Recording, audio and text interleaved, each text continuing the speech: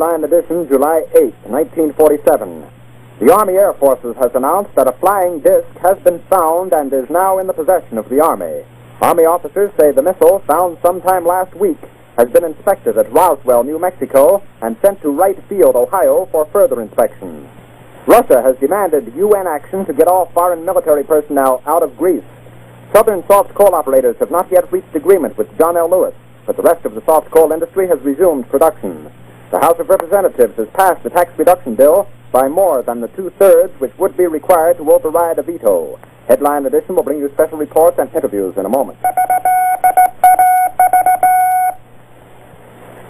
The American Broadcasting Company and affiliated stations present Headline Edition with Taylor Grant. From all over the world, wherever the day's headlines are made, Headline Edition brings you accurate, timely reports on the news behind those headlines, plus informative in-person interviews with the men and women who made the headlines today.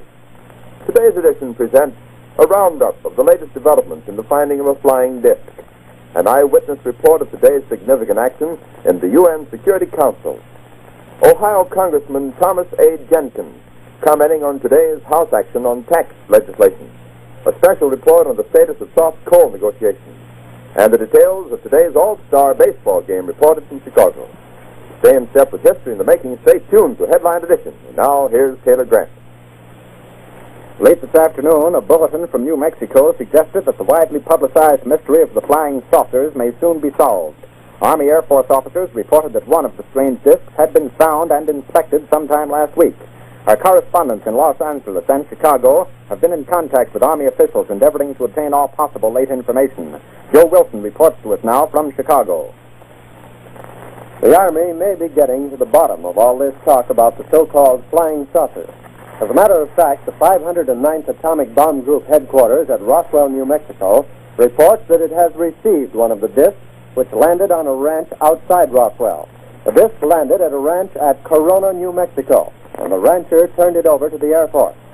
Rancher W.W. Brazell was the man who discovered the saucer. Colonel William Blanchard of the Roswell Air Base refuses to give details of what the flying disc looks like. In Fort Worth, Texas, where the object was first sent, Brigadier General Roger Ramey says that it is being shipped by air to the AAF Research Center at Wright Field, Ohio.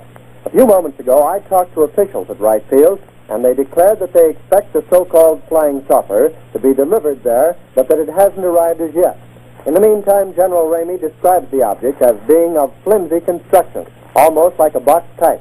He says that it was so battered that he was unable to determine whether it had a disc form, and he does not indicate its size. Ramey says that so far as can be determined, no one saw the object in the air, and he describes it as being made of some sort of tinfoil. Other Army officials say that further information indicates that the object had a diameter of about 20 to 25 feet, and that nothing in the apparent construction indicated any capacity for speed, and that there was no evidence of a power plant. The disc also appeared too flimsy to carry a man. Now, back to Taylor Grant in New York. There was important activity within the